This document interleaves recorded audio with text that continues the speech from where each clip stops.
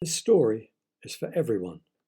No nasties, no bonks, just a bank robber who gets surprise after surprise after surprise.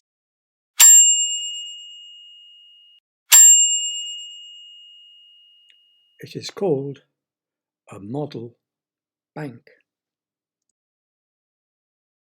The bank stood squarely in the centre, on the preferred side of Avenue Hoche. Even to Adrian, who was not a student of architecture, the pleasing dimensions of the structure added nothing but a plus to the superb architecture of Paris. It looked solid and forever, imbuing clients with a sense of security and reliability, of tradition and service. It looked everything a bank should look. If the outside of the building was imposing, the banking hall blew Adrian away. Whilst welcoming, it also astonished.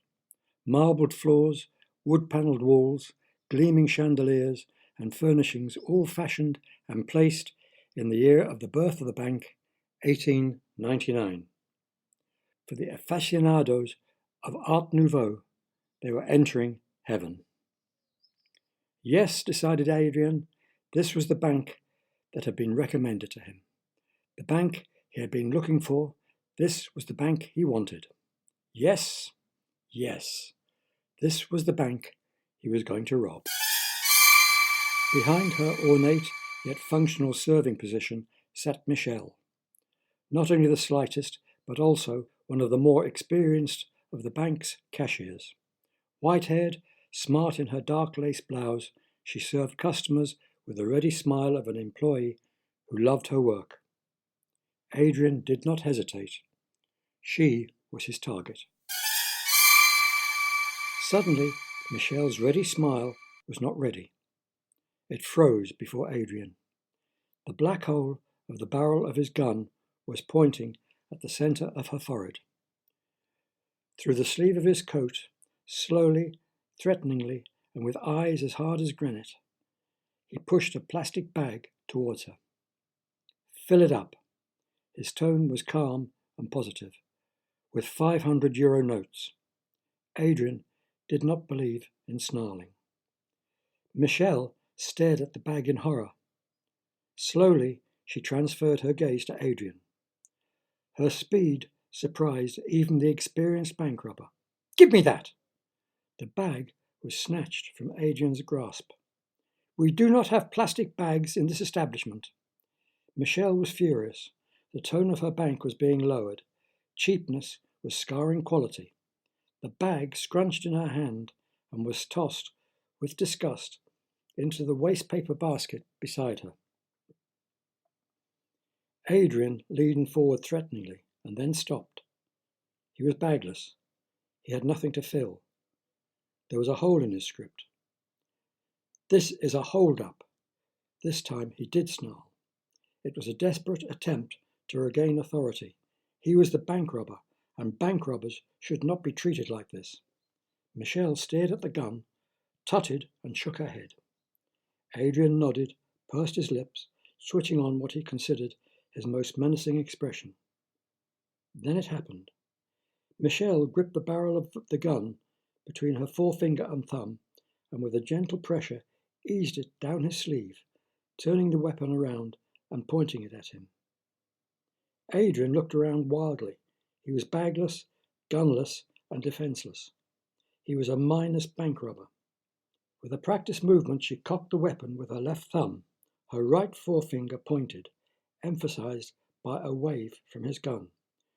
Would you go down to that door, please, and wait? It was a question delivered with the force of an order. He could turn and run. Surely the woman would not shoot him, but a security guard standing by the exit rooted his feet to the floor.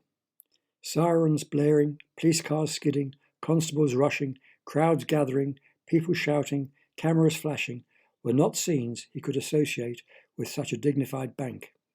He was to be arrested elegantly, in the silence of a side office. The door opened almost immediately. Michelle, still holding his gun, stood aside as he entered.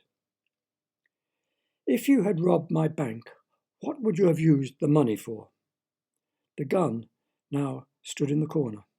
Michel had a fresh sheet of paper on the desk between them, and he had been offered a very comfortable chair.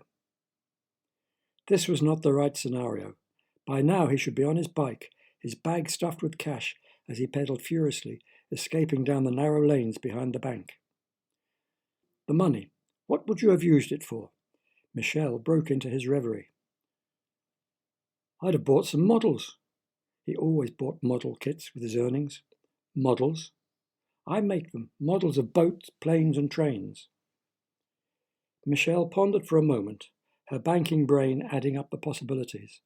But first, a total was required. And how many models do you have? The distance between the gun and where he was sitting was 3 good strides. The woman would be unable to stop him. Thousands, he replied. Been making models for years. He could tie her up with her tights. His glance checked she was wearing a pair, and gag her with a large page of blotting paper on her desk. Instead of robbing banks, why don't you make and sell models? Michel's eyes sparkled with the brightness of her idea. Then he could take a casual walk through the banking hall and into the street. In a shop. He dragged his concentration back to the woman. She had suggested he sold his models in a shop. There was one small problem with her plan. I don't have a shop, he said. He had tucked his feet under his chair and placed his hands at the side of his seat for extra force when he sprang at her, when she floored him. Supposing the bank lent you the money to get a shop? Adrian could not answer. His mouth had sagged open. He had come to rob a bank, not open an account. Do you own the house you live in? Michel was now in full banking mode and bristling with efficiency. Adrian stuttered and nodded a reply. He had inherited it from his mother. Splendid, she said. The idea pitchforked his gaze from his gun. Making his beloved models was easier than robbing banks, especially when you met someone like Michel. With his collateral, Michel assured him, the loan form and the paperwork were just a formality. Could you make a model of a tank? He hadn't tried, but he was sure he could. Then I will have 2 for my grandsons. His world had moved. A new career opened before him. He already had his first order. I am positive you will be very successful, she said. Michel carefully filed the papers away, came around the desk and shook his hand. I will not wish you good luck. I do not think you will need it. Blinking back his daze, Adrian felt himself being led to the door. Ah! Michel stopped and went back into the office. If you could just put it under your coat. She handed him back his gun. He found himself on the pavement with Michel waving goodbye. An hour before he had stood on the pavement opposite an experienced, competent bank robber. Now he was going home, an inexperienced but excited shopkeeper with access to far more cash than he could have got into his plastic bag. Michel closed the door of the bank and returned to her position, with a friendly nod to the security guard.